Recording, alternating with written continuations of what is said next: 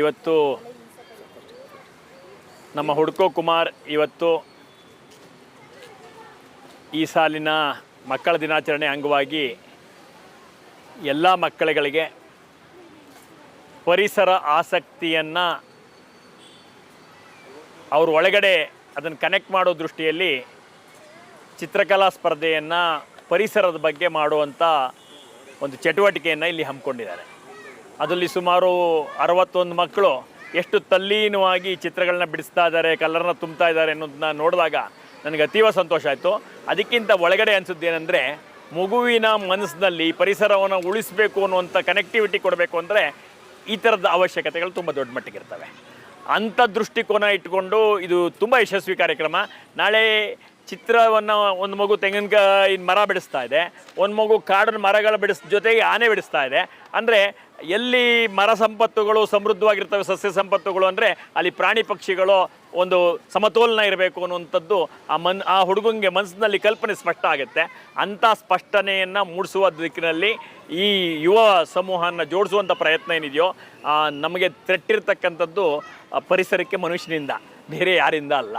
ಈ ಮನುಷ್ಯ ಆಧುನಿಕ ಯುಗದಲ್ಲಿ ಎಲ್ಲವನ್ನು ವೇಗವಾಗಿ ಪಡ್ಕೋಬೇಕು ಅನ್ನುವಂಥ ಚಿಂತನೆಯಲ್ಲಿ ಅದರ ನಾಶ ಮಾಡಿಕೊಟ್ಟಿದ್ದೀವಲ್ಲ, ನಾಶದ ಅರಿವು ಮಕ್ಕಳಿಗಾದರೆ ಅವ್ರು ಉಳಿಸುವಂಥ ಪ್ರಯತ್ನ ಮಾಡ್ತಾರೆ. ಅಂಥ ಪ್ರಯತ್ನದ ಒಂದು ಯಶಸ್ವಿ ಕಾರ್ಯಕ್ರಮ ಇದು ಅನಿಸುತ್ತೆ. ಇದು ಕನ್ನಡದ ಒಂದು ಕಡೆ ಕಾರ್ಯಕ್ರಮ, ಒಂದು ಕಡೆ ಮಕ್ಕಳ ದಿನಾಚರಣೆ ಕಾರ್ಯಕ್ರಮ, ಅವರಿಗೆ ಪರಿಸರವನ್ನು ಕನೆಕ್ಟ್ ಮಾಡುವಂಥ ಕಾರ್ಯಕ್ರಮ.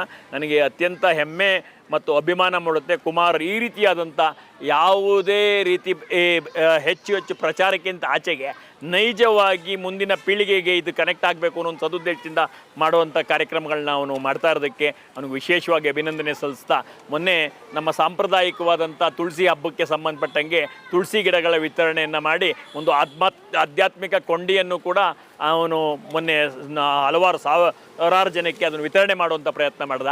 ನನಗೆ ತುಂಬ ಟೈಮ್ ಒಂದು ಪ್ರಶ್ನೆ ಬರುತ್ತೆ, ಬದುಕಿನಲ್ಲಿ ಶ್ರೀಮಂತರು ಯಾರು ಅಂತ.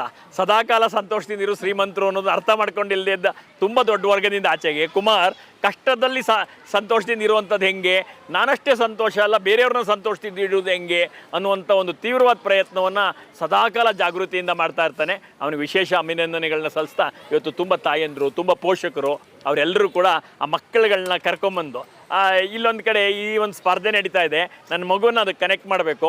ಮುಂದಿನ ಪರಿಸರವನ್ನು ಉಳಿಸುವಂಥ ನೇತಾರರುಗಳವರು, ಕೊಂಡಿಯವರು ಆ ಒಂದು ಮಕ್ಕಳುಗಳಿಗೆ ಇದರ ಒಂದು ಪರಿಜ್ಞಾನವನ್ನು, ಇದರೊಂದು ಅಟ್ಯಾಚ್ಮೆಂಟನ್ನು ಬೆಳೆಸುವಂಥ ಒಂದು ಪ್ರಯತ್ನ ಇದೆಯಲ್ಲ, ಅದಕ್ಕಾಗಿ ಇಲ್ಲಿಗೆ ಈ ಮಕ್ಕಳನ್ನ ಕರ್ಕೊಂಬಂದ ಪೋಷಕರಿಗೂ ವಿಶೇಷ ಅಭಿನಂದನೆ ಸಲ್ಲಿಸ್ತೀನಿ.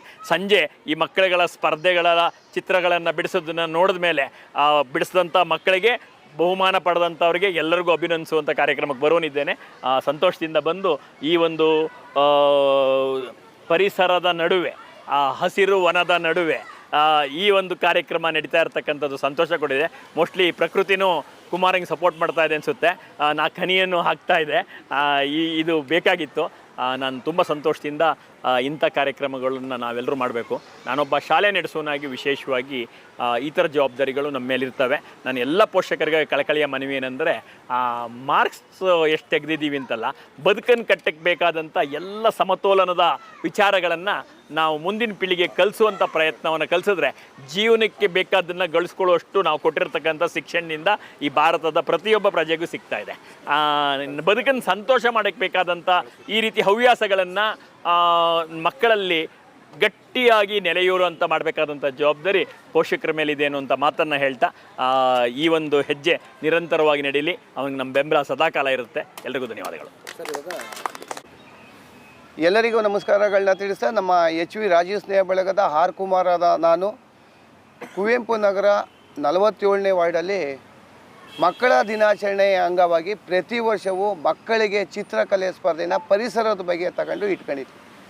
ಈ ಪರಿಸರನ ನಾವು ಗಿಡ ಹಾಕ್ಬೋದು, ಗಿಡ ಹಾಕೋಕ್ಕೆ ನೀರು ಹಾಕಿ ಅಂದರೆ ಬೇಜಾರು ಮಾಡ್ಕೋತಾರೆ. ಆದರೆ ಗಿಡ ಹಾಕ್ಕೊಟ್ರೂ ನೀರು ಹಾಕಲ್ಲ ಕೆಲವರು, ಅಲ್ಲಿ ಎಲ್ಲರೂ ಹೇಳಲ್ಲ, ಎಲ್ಲೋ ಒಬ್ಬೊಬ್ಬರು ಹಂಗೆ ಆಗ್ಬೋದು. ಆದರೆ ಅದೇ ಮಕ್ಕಳು ಏನಾದರೂ ಕರ್ಕೊಂಡೋಗಿ ಗಿಡ ಹಾಕ್ಸಿದ್ರೆ, ಅಪ್ಪ ನೀರು ಹಾಕಿಲ್ವಲ್ಲಪ್ಪ ಅಂತ ಖುಷಿ ಪಡ್ತವೆ. ನಮ್ಮ ಗಿಡ ಅಲ್ವಾಪ್ಪ, ಗಿಡನ ಬೆಳೆಸೋಣಪ್ಪ ಅಂತಾರೆ. ಆಮೇಲೆ ಕೆಲವು ಮಕ್ಕಳುಗಳು ಗಿಡಕ್ಕೆ ನೀರು ಇಲ್ದೋದ್ರು ನೀರನ್ನ ರೋಡ್ಗೆ ಹಾಕಲ್ಲ. ಆ ಕುಡಿಯೋ ನೀರನ್ನ ತಗೊಂಬಂದು ಆ ಆ ಗಿಡಗಳಿಗೆ ಎಲ್ಲಿ ಒಣಗೋಯ್ತೈತಪ್ಪ ನೀರು ಹಾಕಬೇಕು ಅಮ್ಮ ಅಂತ ನೀರು ಹಾಕೋ ಸರ್. ಇವೆಲ್ಲ ಗಮನ ವಹಿಸಿ ಮಕ್ಕಳಿಗೆ ಇದನ್ನು ಒಂದು ಅವ್ರಿಗೆ ಅವೇರ್ನೆಸ್ ಕೊಡೋಣ. ಈ ಮಕ್ಕಳ ದಿನಾಚರಣೆಯಲ್ಲಿ ಮಕ್ಕಳಿಂದ ಒಂದು ಪರಿಸರ ಕಾಪಾಡ್ಕೋಬೋದು. ಮುಂದಿನ ದಿನದಲ್ಲಿ ಮಕ್ಕಳುಗಳು ಈ ಥರ ಪರಿಸರನ ಅವರೇ ಕಾಪಾಡ್ಕೊಳ್ಳೋದು ಅಂತ ಹೇಳ್ತಾ, ಈ ರೀತಿ ಅನೇಕ ಕಾರ್ಯಕ್ರಮಗಳನ್ನ ನಮ್ಮ ರಾಜೀವ್ ಸ್ನೇಹ ಬಳಗದಿಂದ, ನನ್ನ ಹೆಸರು ಕುಮಾರ್ ಅಂತೇಳಿ, ಈ ಸ್ವಚ್ಛತಾ ಕಾರ್ಯಕ್ರಮ ಆಗ್ಬೋದು, ನಾವು ಒಂದು 328 ಕಾರ್ಯಕ್ರಮ ಮಾಡ್ಕೊಂಡು ಬರೋ ಜೊತೆಗೆ ಹಿರಿಯ ನಾಗರಿಕರಿಗೆ ಪಾರ್ಥಿನಿಯಂ ಗಿಡಗಳನ್ನ ಕಳೆದ ಬಾರಿ ಕೀಳ್ತಾ ಇದೆ, ದಮ್ಮು ಆಸ್ಮಾ ಬರ್ತಾಯಿತ್ತು ಅಂತೇಳಿ. ಅದೇ ರೀತಿ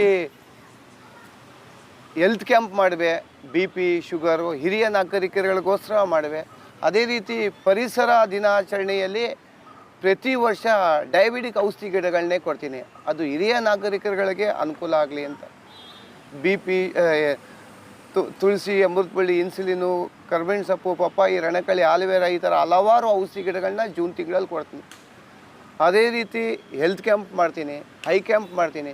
ಹಲವಾರು ಕಾರ್ಯಕ್ರಮಗಳನ್ನ ನಮ್ಮ HV ರಾಜೀವ್ ಸ್ನೇಹ ಬಳಗದಿಂದ, ನನ್ನ ಹೆಸರು ಕುಮಾರ್ ಅಂತೇಳಿ, ಇದೇ ವಾರ್ಡಲ್ಲಿ ಮಾಡ್ತಾಯಿದ್ದೀನಿ. ದಯವಿಟ್ಟು ನೀವು ಈ ನಾವು ಮಾಡುವ ಕಾರ್ಯಕ್ರಮಗಳನ್ನ ತಾವು ಒಂದು ಕರೆ ಕೊಟ್ಟರು, ತಮ್ಮ ಜನ್ಮ ದಿನಾಂಕ, ವಿವಾಹ ವಾರ್ಷಿಕೋತ್ಸವ ಇದ್ದರೂ ನಾನು ಗಿಡ ಹಾಕ್ಕೊಡ್ತೀನಿ. ಯಾಕೆ ಅಂದರೆ ಎಲ್ಲರೂ ಕೈ ಜೋಡಿಸೋಣ, ಪರಿಸರ ಕಾಪಾಡ್ಕೋಬೋದು. ಅದರಲ್ಲೂ ಮಕ್ಕಳಿದ್ರೆ ಮಕ್ಕಳಿಂದ ಪರಿಸರ ಮತ್ತಷ್ಟು ಹಸಿರು ಮಾಡೋದಕ್ಕೆ ಸಾಧ್ಯ ಅನ್ನೋ ದೃಷ್ಟಿಲಿ ಈ ರೀತಿ ಕಾರ್ಯಕ್ರಮ ಮಾಡ್ತಾಯಿದ್ದೀನಿ. ನಂದು HV ರಾಜೀವ್ ಸ್ನೇಹ ಬಳಗ ಆರ್ ಕುಮಾರ್ ಅಂತ ಸಬ್ಸ್ಕ್ರೈಬ್ ಮಾಡಿ ಅಂತೇಳಿ ನಂದು ಇದು ಮಾಡ್ಕೊಂಡಿದ್ದೀನಿ, ಯೂಟ್ಯೂಬ್ ಚಾನಲ್ ಇದು ಮಾಡಿದ್ದೀನಿ. ದಯವಿಟ್ಟು ನಾವು ಮಾಡೋ ಕಾರ್ಯಕ್ರಮಗಳನ್ನ ಅದರಲ್ಲೇ ಇರ್ತದೆ, ದಯವಿಟ್ಟು ನೋಡಿ. ನಾವೆಲ್ಲರೂ ನಿಮ್ಮ ಜೊತೆಗೆ ಇದ್ದೀವಿ ಅಂತ ಹೇಳ್ತಾ HV ರಾಜೀವ್ ಸ್ನೇಹ ಏನು ಮೆಸೇಜ್ ಇರುತ್ತೆ ಮಕ್ಕಳು ಸರ್? ಇದು ನಾವೇನಪ್ಪ ಅಂತ ಹೇಳಿದ್ರೆ ಚಿತ್ರಕಲಾ ಕಾರ್ಯಕ್ರಮ ಮಾಡ್ತೀವಿ. ನಾನು ಚಿತ್ರಕಲಾ ಶಿಕ್ಷಕ. ಇದು ನಾವು ಮೊದಲು ಗೌರ್ಮೆಂಟ್ ಇದರಲ್ಲೆಲ್ಲ ಇದ್ವಿ, ಆಗ ಸ್ಟೇಟ್ ಲೆವೆಲಲ್ಲೆಲ್ಲ ನಾವು ಕಾರ್ಯಕ್ರಮಗಳನ್ನು ಮಾಡಿದ್ವಿ. ನಾವು ಇಲ್ಲಿ ಕಾರ್ಯಕ್ರಮ ಮಾಡ್ತಾ ಇರೋದು ಚಿತ್ರಕಲೆ ಬಗ್ಗೆ, ಪರಿಸರದ ಬಗ್ಗೆ. ಪರಿಸರ ಮಕ್ಳಿಗೆ ಹೆಂಗಾಗಿದೆ ಅಂತ ಹೇಳಿದ್ರೆ ಮನೆ ಒಳಗಡೆ ಕೂಡ ಹಾಕ್ಬಿಟ್ಟಿರ್ತಾರೆ ಮಕ್ಕಳನ್ನ. ಆ ಮಕ್ಕಳಿಗೆ ಹೊರಗಡೆ ವಾತಾವರಣದ ಬಳಿ ಇದೇ ಇರಲ್ಲ. ಈಗ ಹೊರಗಡೆ ಬಂದು ಒಂದು ಗಿಡ ನೋಡಿ ಬರೆಯೋದು, ಆಮೇಲೆ ಈ ಆ ಚಿತ್ರಗಳನ್ನು ಬರೆದು ಅವರು ಖುಷಿ ಪಡುವಂಥದ್ದು, ಇದೆಲ್ಲ ಬರೀ TV ನೋಡೋದು, ಮೊಬೈಲ್ ನೋಡೋದು, ಇದರಿಂದ ಅವರ ಮನಸ್ಸು ಹಾಳಾಗುತ್ತೆ. ಜೊತೆಗೆ ಒಂಥರ ವಿಕೃತ ಮನೋಭಾವನೆ ಬೆಳೆಯುತ್ತೆ. ಈ ಚಿತ್ರಕಲೆಯಿಂದ ಅವರ ಕಾನ್ಸಂಟ್ರೇಷನ್ ಜಾಸ್ತಿ ಆಗುತ್ತೆ, ಏಕಾಗ್ರತೆ ಜಾಸ್ತಿ ಆಗುತ್ತೆ. ಜೊತೆಗೆ ಅವರಲ್ಲಿ ದಿನಕ್ಕೆ ಅವ್ರ ಮೈಂಡ್ ಮೆಚ್ಯೂರ್ ಆಗುತ್ತೆ, ವಿಶಾಲವಾದ ಒಂಥರ ಇದು ಸಿಗುತ್ತೆ, ಮನಸ್ಸಿಗೆ ನೆಮ್ಮದಿ ಸಿಗುತ್ತೆ. ಅವ್ರು ಮಾಡಿರೋ ಚಿತ್ರವನ್ನು ಅವ್ರು ನೋಡಿ ಖುಷಿ ಪಡ್ತಾರೆ. ಅಕ್ಕಪಕ್ಕದವ್ರನ್ನ ನೋಡಿ ಓ ಚೆನ್ನಾಗಿದೆಯಪ್ಪ ಅಂತ ಹೇಳಿದ ತಕ್ಷಣ ಅವರು ಅದರಿಂದ ಮತ್ತಷ್ಟು ಉತ್ತೇಜನ ಆಗ್ತಾರೆ. ಆಮೇಲೆ ಅವ್ರಿಗೆ ಎಜುಕೇಷನ್ ವಿಷಯದಲ್ಲಿ ತಗೊಂಡ್ರೆ ಚಿತ್ರಕಲೆ ತುಂಬಾ ಅನುಕೂಲ ಆಗುತ್ತೆ. ಯಾಕೆ ಅಂತ ಹೇಳಿದ್ರೆ ಈಗ ಇಂಜಿನಿಯರಿಂಗು, ಡಾಕ್ಟ್ರು, ಸೈನ್ಸಿಸ್ಟು ಎಲ್ಲ ಆಗ್ತಾರೆ. ಅವರಿಗೆಲ್ಲ ಎಲ್ಲ ರೀತಿಯಲ್ಲೂ ಚಿತ್ರಗಳು ಬೇಕು.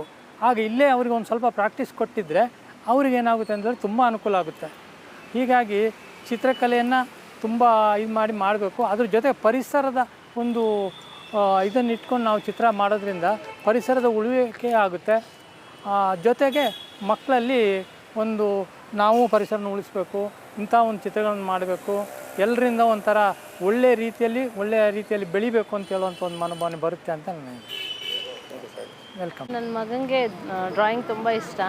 ಅದರಲ್ಲಿ ಅವನು ನೇಚರ್ ಬಗ್ಗೆ ಬರೆಯೋದಂದರೆ, ಇವಾಗ ನೀರಲ್ಲಿ ಪ್ಲಾಸ್ಟಿಕ್ ಹಾಕೋದ್ರಿಂದ ಒಂದು ಅನಿಮಲ್ಗೆ ಎಷ್ಟು ಪ್ರಾಬ್ಲಮ್ ಆಗ್ತದೆ, ಅದರೊಳಗೊಂದು ಫಿಶ್ಶು ಅಥವಾ ಯಾವುದೋ ಒಂದು ಸಣ್ಣ ಅನಿಮಲ್ ಹೋಗಿ ಅದರಿಂದ ಹೊರಗಡೆ ಬರೋಕ್ಕೆ ಎಷ್ಟು ಪ್ರಾಬ್ಲಮ್ ಆಗ್ತಾಯಿದೆ ಅಂತ ಅವ್ನಿಗೆ ಅದೊಂದು ಅವೇರ್ನೆಸ್ ಬಂತು. ಸೊ ಅವನೇನಂತ ನಮ್ಮ ನೀರು ಕುಡಿದ್ಮೇಲೆ ಬಾಟ್ಲು ಹೊರಗಡೆ ಹಾಕಬೇಡ, ಮನೆಗೆ ತೊಗೊಂಡು ಹೋಗೋಣ, ಅಲ್ಲಿ ಡಸ್ಟ್ಬಿನ್ನಲ್ಲಿ ಹಾಕೋ ಅಂತ ಹೇಳ್ತಾನೆ. ಆಮೇಲೆ ಸ್ವಚ್ಛ ಭಾರತ್ ಅಂತ ಬಂದಮೇಲೆ ಚಾಕ್ಲೇಟ್ ಕವರ್ಸ್ನ ಯೂಶ್ವಲಿ ಅವನ್ನೆಲ್ಲೂ ಬಿಸಾಕ್ತಾ ಇಲ್ಲ, ಮನೆಯಲ್ಲೇ ತಂದು ಬಿಸಾಕ್ತಾ ಇದ್ದಾನೆ ಅಷ್ಟೇ ಸರ್. ಇದು ಆ್ಯಕ್ಚುಲಿ ನಾವು ನೇಚರ್ ಮಾಡ್ತಾ ಇರೋದು ಅಂತ ಅಷ್ಟೇ.